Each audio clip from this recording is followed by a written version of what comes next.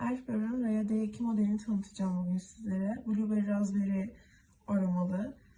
İki modu bulunmakta. Bunları ekrandan kolaylıkla takip edebiliyorsunuz. Dijital ekranlı Elf Baron'ımız.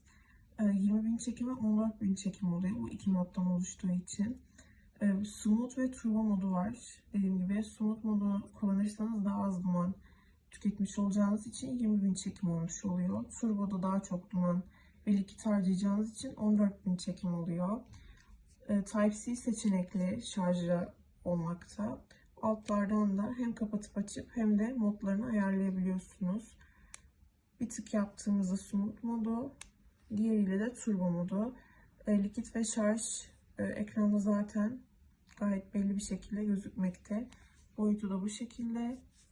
Gayet kolaylıkla çantanızı her yere sığabilecek boyutta.